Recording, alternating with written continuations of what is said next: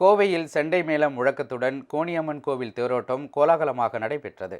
கோவையின் காவல் தெய்வமாக பக்தர்கள் போற்றி வணங்கும் கோணியம்மன் கோவில் தேரோட்டத்தில் பொள்ளாச்சி, திருப்பூர், உதகை உள்ளிட்ட பல்வேறு பகுதிகளில் இருந்து பல்லாயிரக்கணக்கானோர் கலந்து கொண்டனர். ராஜ வீதியிலிருந்து புறப்பட்ட அலங்கரிக்கப்பட்ட தேர் நகரின் முக்கிய வீதிகள் வழியாக வலம் வந்தது.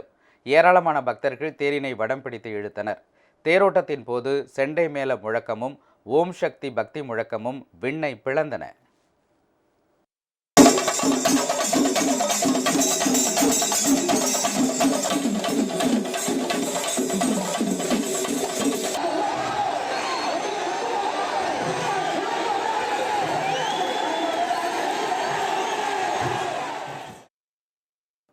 தேர்வல பாதையில் 500க்கும் மேற்பட்ட காவலர்கள் பாதுகாப்பு பணியில் ஈடுபடுத்தப்பட்டனர். இதேபோல் பொள்ளாச்சியில் உள்ள மாரியம்மன் கோவில் தேரோட்டம் ஏராளமான பக்தர்களின் பங்கேற்புடன் வெகு சிறப்பாக நடைபெற்றது.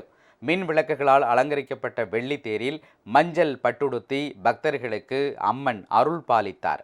ராணிப்பேட்டை மாவட்டம் சோளிங்கர் அருகே கரிக்கல் மலையில் உள்ள குமரமுருகன் திருக்கோவிலில் நடைபெற்ற திருக்கிருத்திகை வழிபாட்டில் பக்தர்கள் திரளாக கலந்து கொண்டு சுவாமி தரிசனம் செய்தனர்.